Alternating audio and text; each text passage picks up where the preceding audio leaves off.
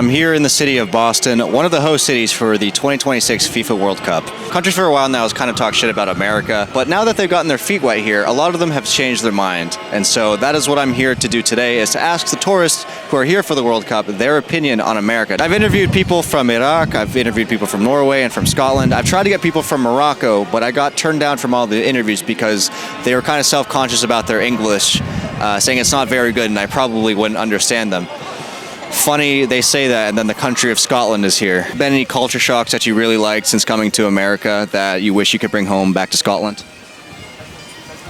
No. Was it? No, it's Scotland! First time in America.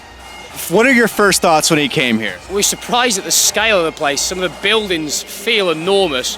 And not only just wide, but tall as well. And you're walking around like, wow, everywhere is just enormous. Skyscrapers. Really? Was it like took you by surprise how big they can be? Yeah, it did. I think like everything here is enormous. It's shocking to see how the size of the city and just all the people and the temperature as well. It's a bit overwhelming, but yeah, we really like it here. There's so many choices and everything you buy is about 10 times the size as back home. You like that? Aye, it's brilliant. From England to New England, Yes. It's built a lot like England, the city itself and the landscape. Do you like that? Yeah, I love that, to be honest. It's got a bit of a European feel actually, Boston, to be honest with you, how it looks and that. Yeah, I'm a big fan so far, bro. Big fan so far. Land of opportunity. If you work hard in this country, you make it. I left Iraq many years back, and we worked very hard, and we were able to build a life for us here. I'm really impressed about the events and the security around everything. It's been, everywhere we've gone we feel safe. Everything goes as it should be actually, so I'm impressed about the security and how safe I feel. I love the place. I love the place. This is the first time I've been in America, so I don't really know what it's like, but it's been brilliant so far, do you know what I mean? People in Scotland are really friendly and they speak to strangers, but I live in London and speaking to strangers is just not something you do, whereas here it's just everybody, oh, hey, how are you? Yeah. That kind of conversation that you have with everyone on the street, that's a culture shock and it's so nice. I thought it would be a lot more, I don't know, a lot more trouble to tell you the truth, because America's known for a wee bit dangerous. Crime. Dangerous, aye, but it's been fantastic, mate. I love it here, you know what I mean? We chat a lot of shit about Americans at home, yeah. But I've actually met a lot of really nice people since I've been out here. Obviously, you got a couple people less nice, but that's the same with anywhere, really. Like, if anything, I'd say your general person seems to actually be nicer here than at home, really. Like, but that's in England, we almost say that people are like Americans are overly nice, and you start to question the realness of it. But I've met some people that are extra nice, and it felt extra real as well. So I've enjoyed that. You wish you could take that hospitality back to London? Yeah, there's definitely like a hospitable thing here. Like, it feels like people are welcoming. Like, people are asking us how we've been enjoying Boston and how we've been enjoying America and stuff. Like, it's nice. Whereas I feel like maybe in England, like, we sort of don't really care. The hospitality. Back home, everybody keeps to themselves. Over here, everyone just wants to talk to you. It's amazing. We went to McDonald's last night, and a random guy from Boston got out of his car, started singing with us, and offered us a lift up the road back to our hotel.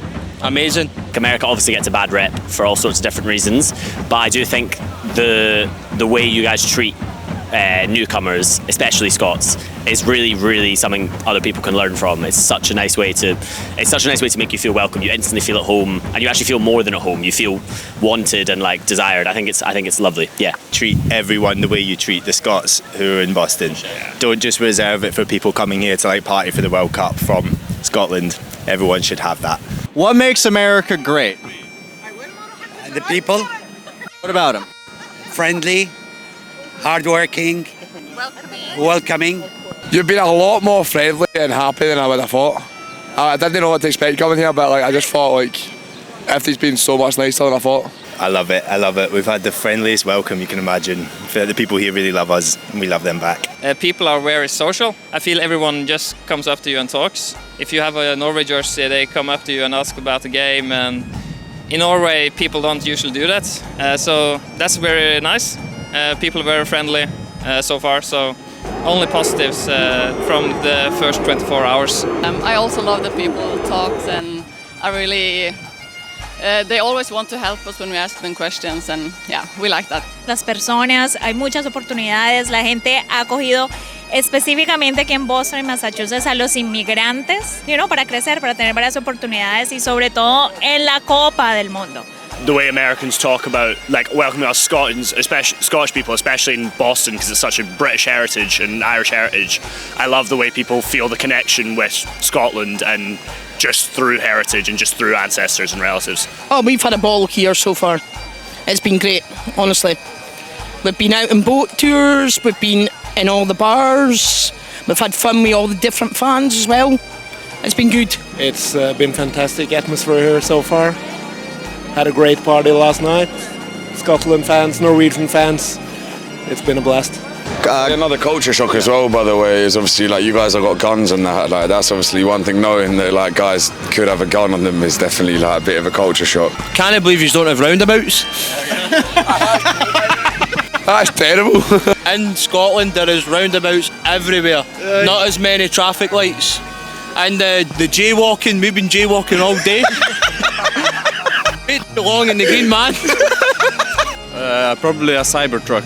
That's not. It's not legal in Norway. So I'm from a little town in Norway. We're 300 people in the town I'm living in. This is so much bigger and tall buildings and everything. And I've never been to America before, so it's. I think it's the size of things. And I thought London was the most expensive city about, but New York made London feel cheap, and Boston's not much cheaper than New York, really, to be honest. Yeah, that definitely shocked us. We knew it was going to be expensive, America, all that sort of thing, but it was a bit like, oh wow, no one mentioned it was going to be like that. Any foods that you like that was American, like any fast food? No, I haven't actually get to experience it. I've only eaten hospital food. How's the hospital food in America? That sucked. I'm gonna be honest, that sucked. 3 huge pancakes, massive pile of bacon, massive pile of potatoes, 4 slices of toast, eggs, corn, some muffin. Cornbread. It was obscene amount of food, yeah. And you go in feeling really hungry and excited, and then you leave just feeling low. I mean, to be honest, I've been struggling to eat well when I've been here. It's a lot easier to eat badly than it is to eat healthy. You understand why we're fat? Exactly, bro. You can completely see it. I mean, straight away I can see fucking McDonald's right you got a pizza joint there, you got Burger King there. I'm struggling to see any fruit and veg.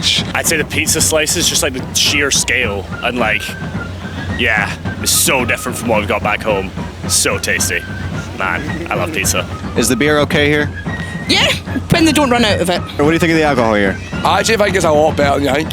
Sometimes you go in here thinking it's terrible, but it's a lot better than you think. But you have a Coors Light, do you like it? Yeah. Does the job? Yeah, I'm staying on the soft stuff today. Soft stuff today? Yeah, it's only 4.5%, so. Are you gonna work your way up to the game, or are you just no? I'll stay on the soft stuff today. All right, least drunk Scotsman over here. I heard from a friend that it was supposed to be different, but I haven't felt that yet, so it's good. To be fair, I don't tend to feel proud of being British, but when I hear stats like Scotland out drinking the city and stuff, that's where I start to feel a bit of pride about where we're from. One thing I'd actually say about the alcohol, I've got a good point to make there that's been getting me down, is that the pints in America are smaller than the pints at home. You guys don't do full pints, I don't know what the measure, because you guys do it in ounces, but the pint glasses are literally smaller. And they cost more. If anything, they cost more, yeah, exactly. They're not even cheaper, so I'm doing £7, $7, $8, $9 on a Guinness that's not even a full pint, which is getting me down. Guinness here is not anywhere near as good as at home. So you can understand why the Scots outdrank us this is it? Yeah, this is nothing. it? It's a fucking shot to me. The pint is a half pint for us, you know what I mean? It's nothing. Really? Yeah, you wish we could fix that one? You want us to be more alcoholics here? 100%. I think we need bigger pint glasses. A pint, especially if you want to look up what a pint is 568 millilitres, yeah? And right now we're looking at max 500, but I actually think it's less.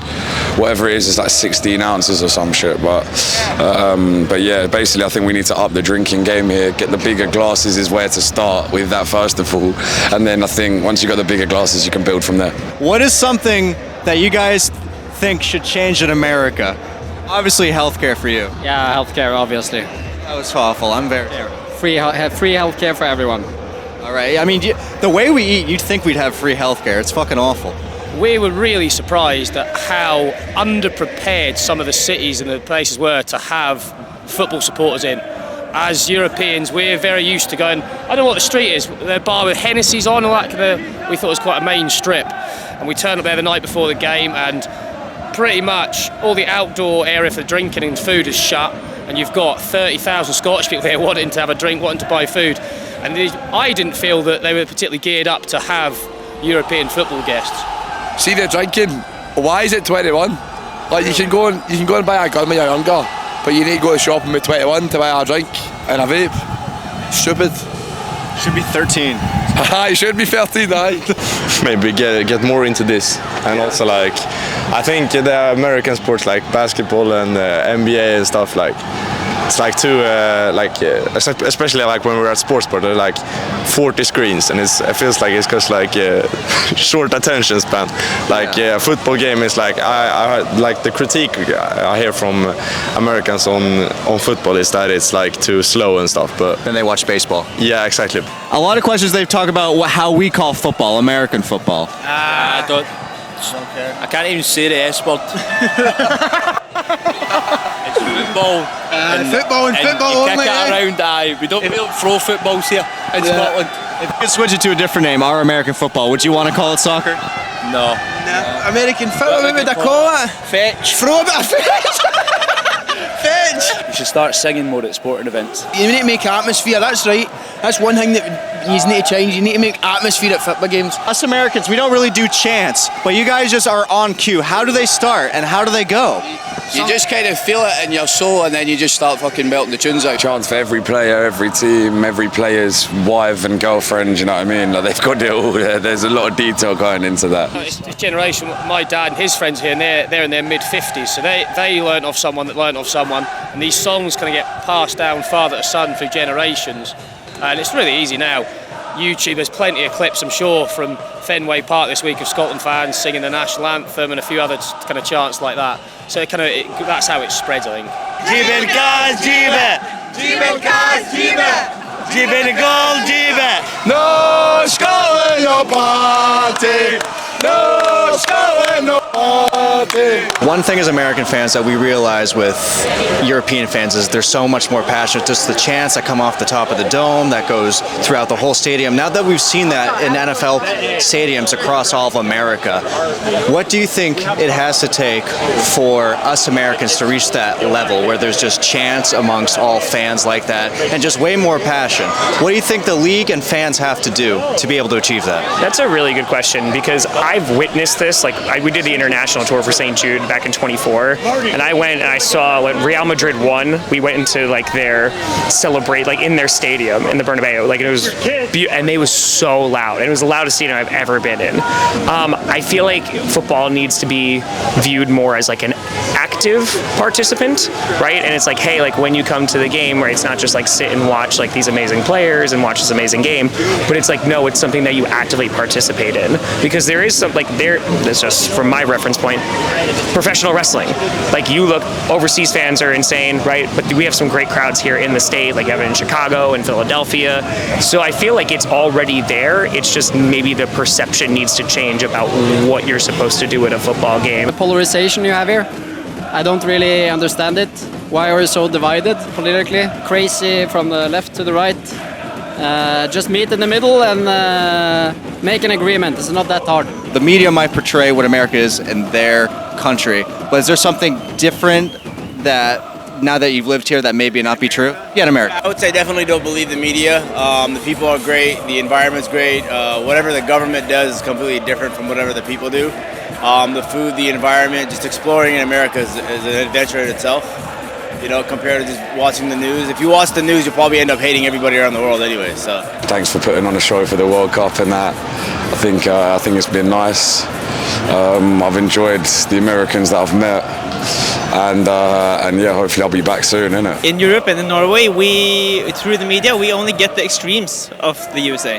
But when we come here, you people are awesome. You're only nice people here. So why can't you agree? We love Americans, but the face that the Americans make in the foreign policy, that's the thing that comes to us and we see. and that's not great. Well, you would agree that the American government is different than the American people. Yeah, absolutely.